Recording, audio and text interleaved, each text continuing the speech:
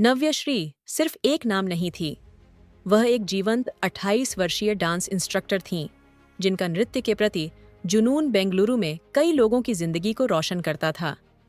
अपनी संक्रामक ऊर्जा और प्रतिभा के लिए जानी जाने वाली, उन्होंने स्थानीय कार्यक्रमों और फिल्मों के लिए नृत्य सिखाने में खुद को समर्पित कर दिया। लेकिन उनकी जिंदगी एक दुखद मोड़ पर पहुंच गई, जिसके परिणाम स्वरूप एक ऐसी हत्या हुई जिसने उनके समुदाय को हिलाकर रख दिया। 28 अगस्त 2024 को नव्यश्री अपने घर में मृत पाई गईं। उनका गला बेरहमी से काटा गया था। इस हत्या की चौंकाने वाली प्रकृति ने पूरे शहर में अविश्वास और दुहक की लहरें फैला दीं। कैसे कोई इतना जीवंत व्यक्ति इतनी भयानक तरीके से मारा जा सकता है?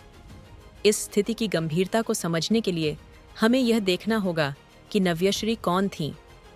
कर्नाटका के भद्रावती में जन्मी और पली बढ़ी, उन्होंने हमेशा फिल्म उद्योग में नृत्य के माध्यम से छाप छोड़ने का सपना देखा। उनकी प्रतिभा छोटी उम्र से ही स्पष्ट थी और उन्होंने अपने कौशल को निखारने के लिए कड़ी मेहनत की। नव्यश्री ने किरण ए नामक एक टैक्सी चालक से 3 साल पहले प्रेम विवाह किया था, जो उनके परिवारों द्वारा विरोध का सामना कर चुका था। लेकिन उनकी शादी में दरारें आनी शुरू हो गई थीं। इस जोड़े के बीच वैवाहिक समस्याएं, उनके दोस्तों के बीच कोई रहस्य नहीं थीं। अपनी मौत से कुछ दिन पहले नव्यश्री ने अपने करीबी दोस्तों से अपनी शादी की तनावपूर्ण स्थिति के बारे में बात की थी।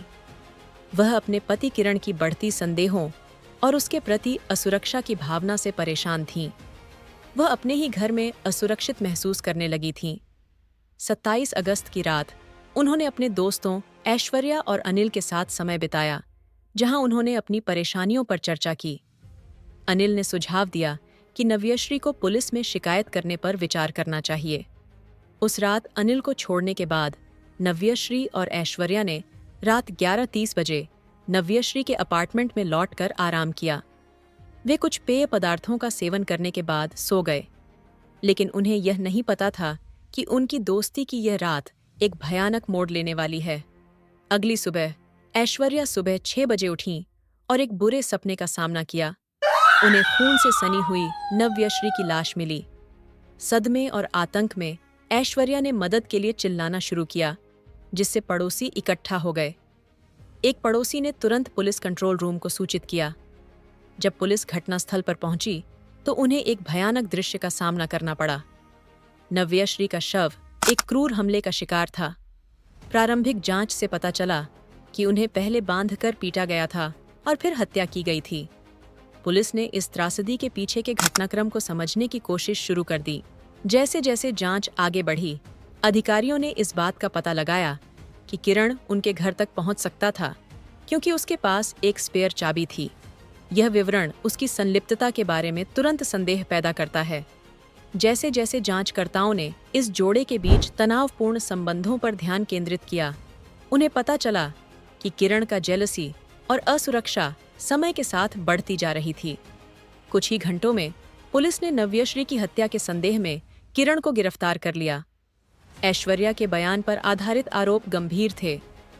न केवल उन पर अपनी पत्नी की हत्या का संदेह था, बल्कि यह भी संकेत थे कि उन्होंने हत्या से पहले उसे प्रताड़ित किया था। रिपोर्ट्स में कहा गया कि किरण को विश्वास था कि नव्यश्री किसी अन्य पुरुष के साथ संबंध रख रही थीं, जिससे उसकी हिंसक प्रवृत्तियों को बढ़ावा मिला। पुलिस ने बताया कि किरण ने रात में घर में घुसकर नव्यश्री का गला काटा। इस दौरान नव्यश्री ने आत्मरक्षा के लिए एक चाकू पकड़ा था, लेकिन किरण ने उसे छीन लिया और हत्या कर दी। नव्यश्री और किरण के बीच अक्सर झगड़े होते थे, जिसमें किरण नव्यश्री की पेशेवर जिंदगी और उसकी वफादारी पर संदेह करता था। एक वीडियो कॉल के दौरान नव्यश्री ने एक पुरुष मित्र से अपनी परेशानियों के बारे में बात की थी, जिसे किरण ने सुन लिया था। इस बातचीत ने उसकी हिंसा को भड़काया। किरण ने पुलिस को बताया कि वह अपनी पत्नी को रेड हैंडेड पकड़ने आया था और उसने यह भी कहा कि वह नव्यश्री को मारने की धमकी दे रहा था। हालांकि उसके बयानों में कोई ठोस सबूत नहीं है जो उसकी निर्दोषता साबित कर सके। इस मामले की जांच अभी जारी है और पुलिस अन्य संभावित सबूतों को इकट्ठा कर रही है, ताकि इस क्रूर हत्या के पीछे के कारणों को समझा जा सके। जैसे जैसे नव्यश्री की हत्या की खबर बेंगलुरु में फैली, स्थानीय समुदाय ने सदमे और दुख के साथ प्रतिक्रिया दी। दोस्तों और परिवार वालों ने इस तरह की सेंसलेस हिंसा पर विश्वास नहीं किया। कई लोगों ने सोशल मीडिया पर नव्यश्री की यादें साझा करते हुए अपना आक्रोश व्यक्त किया और घरेलू हिंसा जैसे मुद्दों पर ध्यान आकर्षित किया। दोस्तों द्वारा दिए गए बयानों ने एक ऐसी महिला का चित्रण किया जो जीवंतता से भरी हुई थी, लेकिन अंततः एक विषैले रिश्ते में फंसी हुई थी जिसमें डर और संदेह शामिल थे। समुदाय उसके परिवार के चारों ओर इकट्ठा हुआ ताकि वे इस कठिन समय में समर्थन और संवेदनाएं प्रदान कर सकें। संक्षेप में, नव्यश्री का यह दुखद मामला न केवल घरेलू हिंसा की भयावहता को उजागर करता है, बल्कि ऐसे मामलों में जागरूकता और हस्तक्षेप की आवश्यकता को भी दर्शाता है। उनकी कहानी हमें याद दिलाती है कि हर आंकड़े के पीछे सपनों और आकांक्षाओं से भरी एक जिंदगी होती है जो हिंसा द्वारा समाप्त हो जाती है। जब हम इस दिल दहला देने वाली घटना पर विचार करते हैं तो ये महत्वपूर्ण है कि हम नव्यश्री की विरासत को याद रखें, एक प्रेरणादायक डांस इंस्ट्रक्टर जिसने अपने नृत्य के प्रति जुनून से कई जीवनों को छुआ। उनके परिवार के लिए चल रहे समर्थन की आवश्यकता है क्योंकि वे इस दर्दनाक यात्रा से गुजरते हैं। हम आपसे निवेदन करते हैं कि आप इस मामले पर अपने विचार नीचे टिप्पणी करें।